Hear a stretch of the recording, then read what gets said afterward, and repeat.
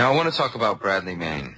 Bradley Manning is an Army private who is accused of releasing the collateral murder video, helicopter cam video that shows soldiers firing at unarmed civilians and killing them.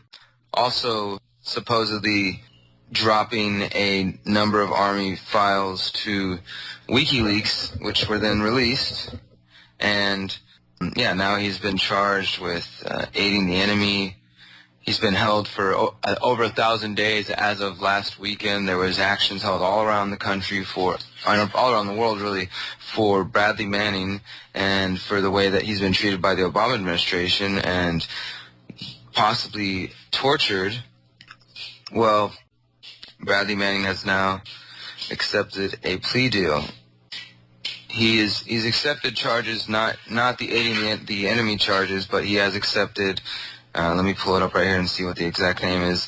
And there are aiding the enemy charges, which is basically calling him a traitor.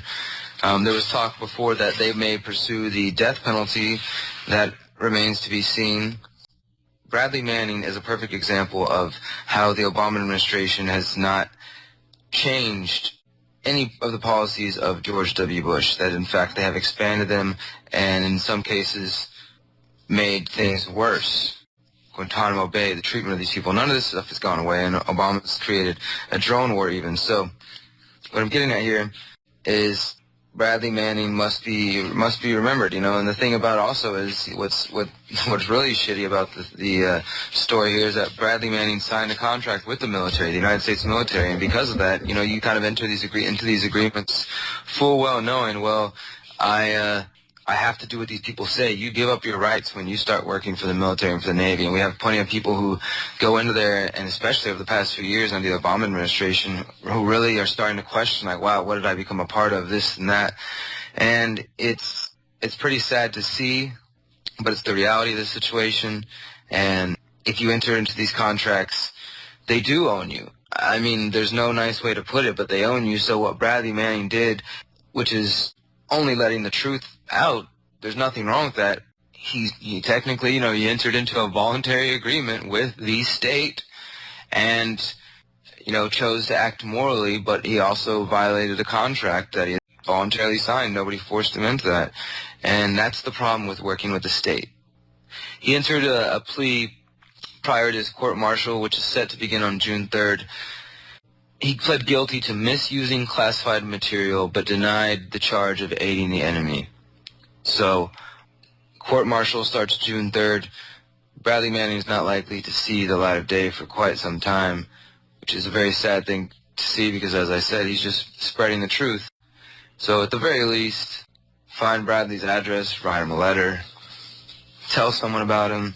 Next time you hear somebody say, Obama's better than Bush, ask if they've ever heard of Bradley Manning, and if they haven't, inform them. It's sad to see that. I really don't know what else to say about that other than to say that Bradley Manning likely will sit a long time in jail. And let's go deeper with this for a minute. This is why, as I said, you should never work with the state. This is why you should never call the cops. This is why you should not enter into agreements with tyrants. And I know hindsight is 20/20, but we got to stop people from joining the military. We got to stop feeding the machine. As long as there are warriors of the state, that is, there will always be war. We need warriors that fight for their causes, that fight for freedom. We need warriors that know when not to fight. We need free people. And that is not what the state's offering. So in Bradley Manning's case, it may be too late. The only thing we could do is raise awareness, to continue to talk, to never stop talking, to always speak truth, and always spread a message of freedom, and to let people know that there are free people out there, and to thank people like Bradley Manning who choose to make that choice, knowing full well the consequences that lay ahead if he is guilty of what they say he did, and do it anyways, because the people need to hear it, and the people need to know. And for that, I thank you, Bradley. I really do thank you, because we need more people like that. We need more people who are willing to stand up and to have a spine, to have courage, to have loyalty to themselves and to principles and to these ideas and not to the state. We need people who are ready to evolve past the state, past this childish want. And this is why I take my message of anarchy deeper than just the political realm, because as I've said before, if we're only working on ourselves in the physical plane, we're not going to get anywhere. We're going to re-evolve. Yeah, we'll have a revolution. We'll go around in circles. We need to evolve past this need for the state. And how do you do that? Well, first you got to educate people on the failures of the state and why it's dangerous and why it doesn't deserve your support. But also go deeper with it and start working on yourself so that those deeper things that are basically conditions that the state plays on and then uses you, like they're your mommy or your daddy, father figure, parental figure, they use that to control you. So it's time for us to get over our daddy issues and our mommy issues and to work on the things that make us insecure and make us doubt ourselves and make us not realize the true potential that we possess, so that whenever the propaganda comes, whenever the play on our subconscious, whenever the fear and the doubt spreads through the airwaves, whether they're radio, internet, or television, you see right through them and you say, no, not today. I won't be bought. I won't be tricked. I won't be sold. I won't be deceived. And then the revolution will be complete at that point. Then we can free Bradley Manning. We can get rid of all the helicopters with guns and get rid of the state. We can plant gardens. We can do whatever we want.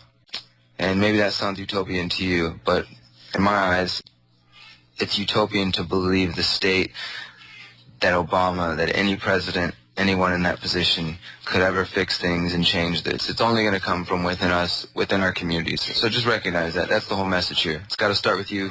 It's got to start in your heart and your spirit and your soul. It's got to be true, and it's got to be for everyone. Once we get there, it's already over.